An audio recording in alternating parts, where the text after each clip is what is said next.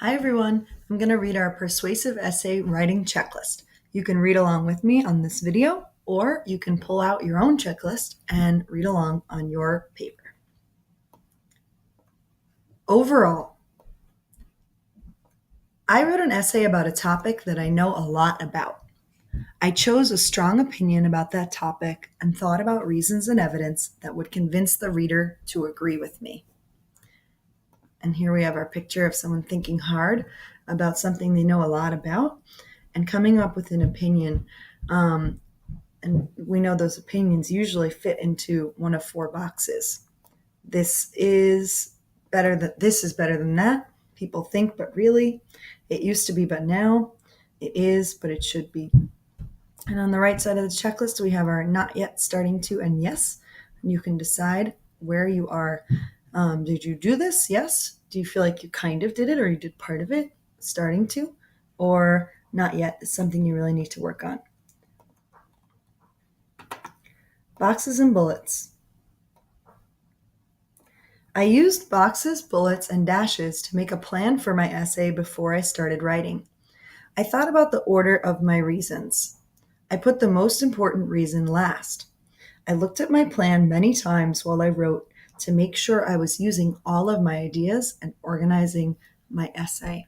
And here's a picture of how we use boxes and bullets and dashes to organize our plan. If you don't remember what that looks like, you can also pull up a picture of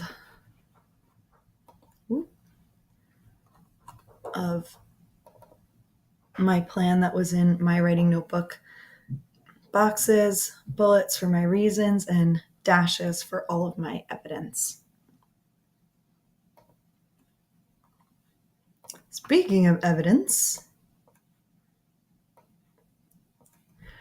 I thought about at least two pieces of evidence for each reason. I used different types of evidence. I made sure the evidence I chose fit the reason. And here are some of those types of evidence that we talked about: examples, lists, mini stories, facts, quotes, and comparisons. Sentences after evidence. This is a really good one to circle for your goal because everybody can work on this. After I wrote my evidence, I wrote at least one more sentence to explain why the evidence was important. I used phrases like, this shows, this proves, the important thing about this is, or this makes me think that. And all of these phrases come from our transition words sheet, from this part here, to show the reader why your evidence is important. This is our transition words sheet. All of those phrases come from that place.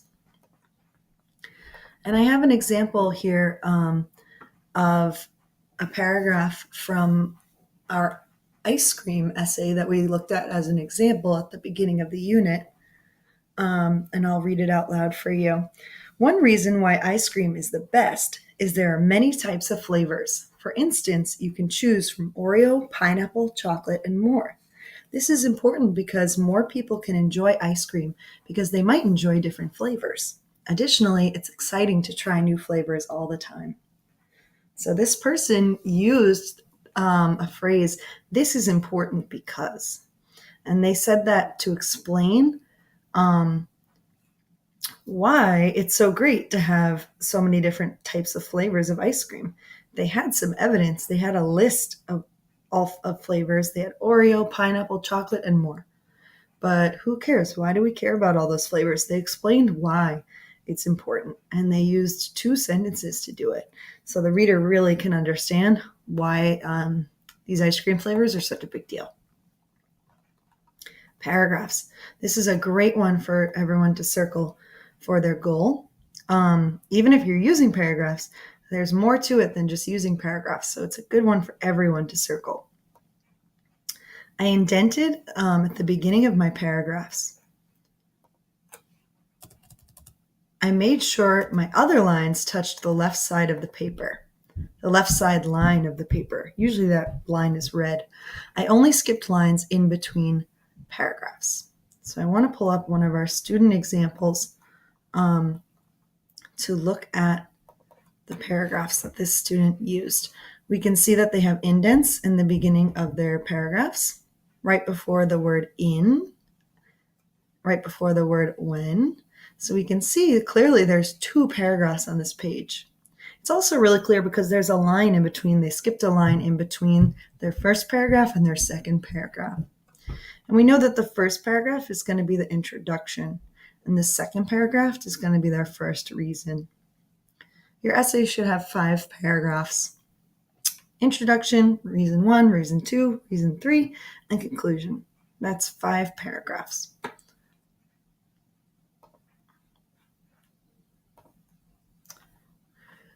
My first paragraph is my introduction. My last paragraph is my conclusion. I made sure each reason paragraph was only about one reason. I made sure the evidence I wrote in each paragraph fit the reason. So we talked about that with this student example, because this student looked at their second paragraph, which is their first reason, and they realized that part of their paragraph didn't fit. You probably remember us talking about this in class. Everything else in their paragraph went together. It was all about how when you play video games, you get to explore amazing worlds. And everything else fit except for this one part. So they decided to box it, and they made a note to themselves that they wanted to move this. They wanted to move this to another place. So they were making sure that everything fit together in their paragraph.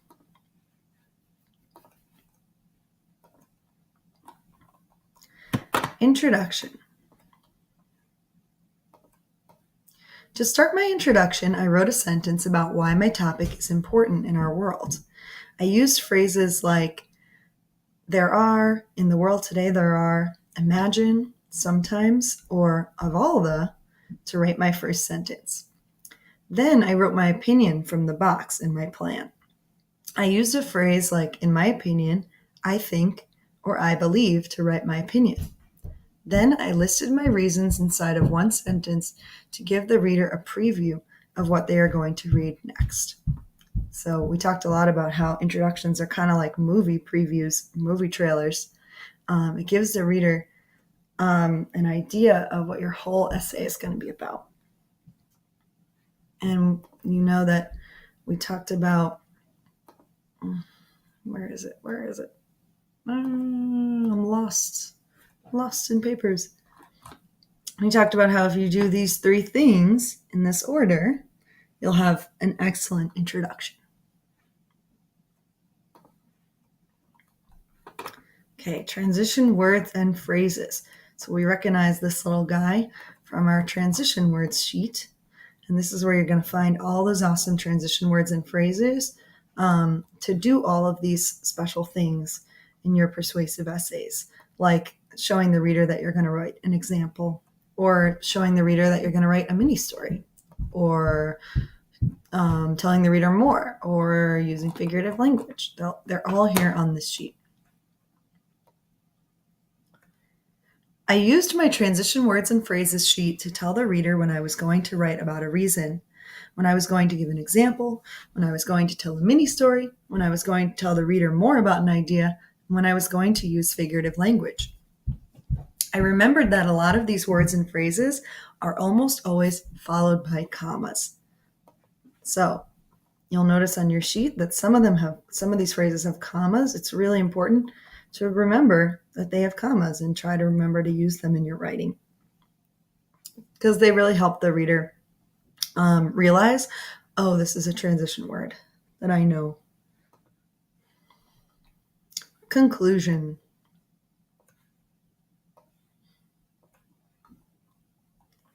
To start my conclusion, I reminded the reader of my opinion. I used a phrase like, as you can see, as you now know, finally, clearly, obviously, or and so, to write my opinion. I did not write my opinion in exactly the same way that I did in my introduction. That part's really important. You don't want to repeat exactly the same sentence from your introduction, because repeating makes your essay sound boring and it can confuse the reader. So we want to write it a little bit differently this time. Then I listed my reasons to remind the reader of the big ideas they just read about. I did not list my reasons in exactly the same way that I did in my introduction. To end my conclusion, I wrote at least one sentence about why my topic and my opinion are important in our world. Maybe I left the reader with a new question to think about or an idea for something they could do. So this one is really important, and it's probably something that everyone can work on. So circling conclusion as one of your goals is a good idea too. Figurative language and comparisons. We remember how we talked about how you can compare something to something else to really explain your idea. Like studying math facts is like exercising because it makes our brain stronger, just like exercising makes your muscles stronger. I used figurative language to explain precisely what I mean. I compared something I was writing about to something else to help the reader understand. I used phrases like, it's similar to, it reminds me of, or it's as if, to tell the reader that I was going to make a comparison. And we added those phrases to our transition sheet. So you should have, and we added even more than that. So you should have lots of options to write about, to use figurative language and make a comparison. Commas. Oh, don't forget the comma. Don't make him sad. I reread my draft looking for places where a comma would help the reader. I made sure a comma came after a phrase of place or after phrases of place or time, and after transition words and phrases that needed it.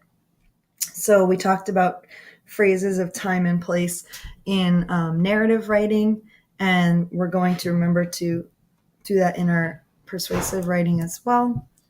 We also use those transition phrases, for example, however, and we know that they almost always have a comma after them because on our transition sheet, they have those commas there. So we want to make sure to use them.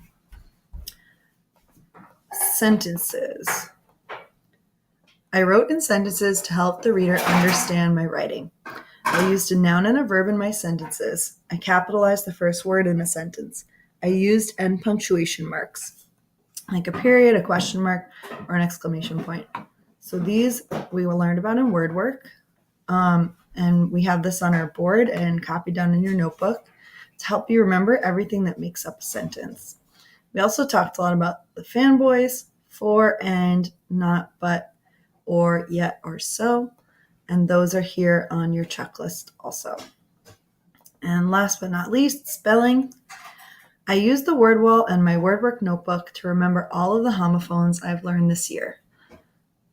I reread my writing looking for homophones. I used my word wall word notes to check if I had used the correct spelling for the homophone I wanted to write. This will help the reader understand what I mean. So for this, you can definitely go back to your word wall word notes in your word work notebook. And you could check, like if you see the word there in your writing, THERE, you could check if that's the there that you wanted to write. This there is the opposite of here. It means like a place. And you can double check, is that the one you really wanted to write, or is this the one you wanted to write? The one that really means they are.